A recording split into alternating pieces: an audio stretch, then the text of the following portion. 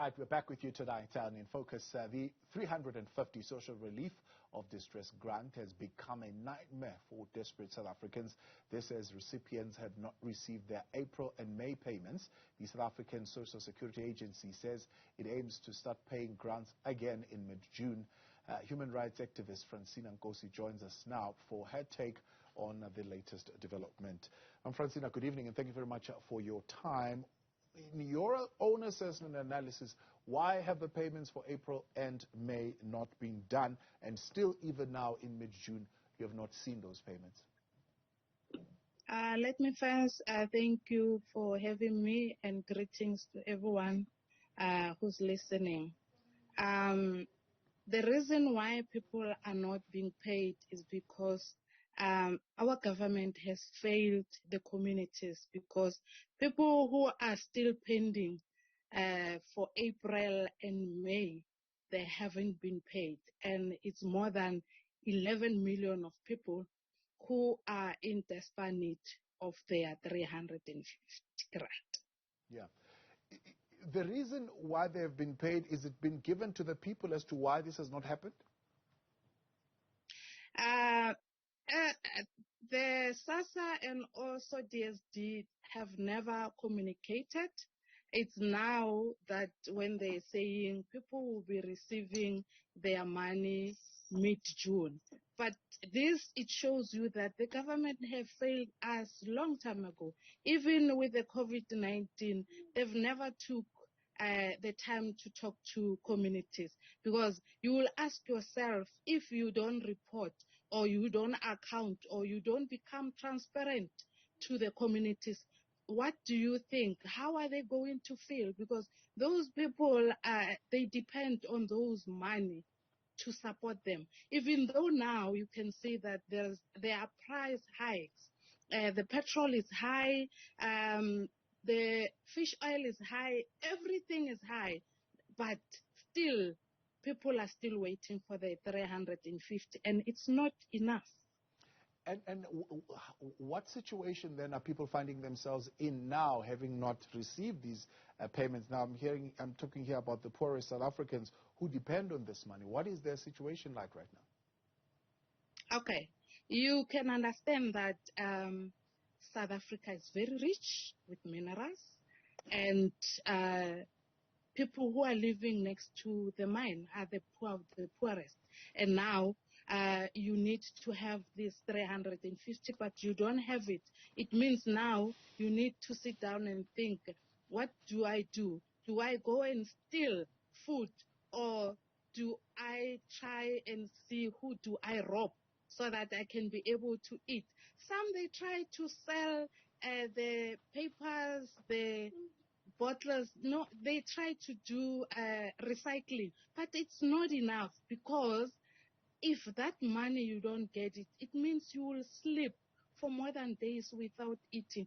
We have those kind of people who are suffering that thing, and this is very disturbing, because it shows that there is inequality in our country. Yeah. And if you were to make a call to government, social services particularly, President who is listening today maybe, what would you say?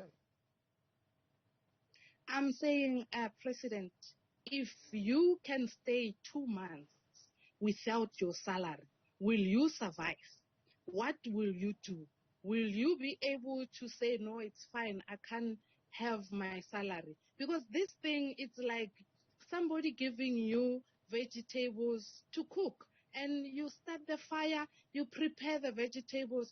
After you prepare them, by the time you have to put the vegetables in the pot, then somebody comes and take them from you. It's like that. It's like somebody stole your food from the pot, and now it's like you need to start and think, how do I survive from this?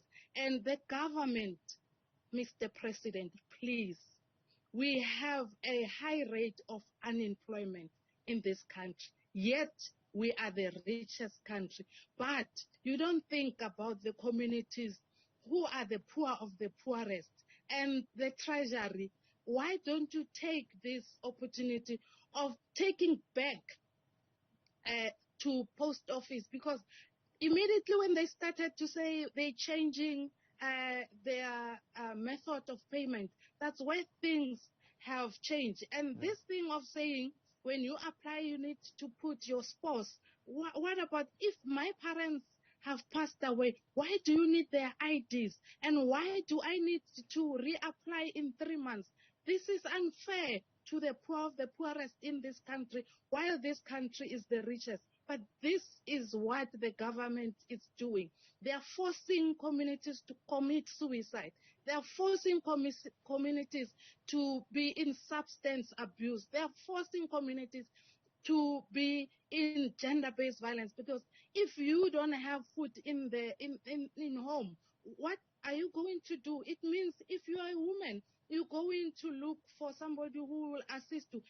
And that thing, it will cause chaos and a lot of chaos in communities. People are going to die because of hunger, because of violence, because of suicide. Yeah. And this needs our president to take a bold step on securing this 350 and making sure that the SASSA and the DST, they make their work and they make sure that communities receive this money.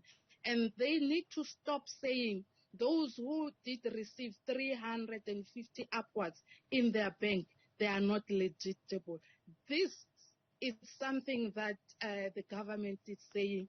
If you have 350, it means you are rich. No, that doesn't make me to be rich with that 350. We are unemployed, and we are a lot of communities who are in a high rate of unemployment and inequality. The government needs to be accountable, needs to be transparent, and even say they need to publish what they paid. Francina, hope they're listening, the powers that be, and they heard you loud and clear in terms of the call that you're making tonight. I appreciate your time. Thank you very much for coming through. Francina Nkosi, human rights activist, calling for government to prioritize the payment of the social relief of distress grant.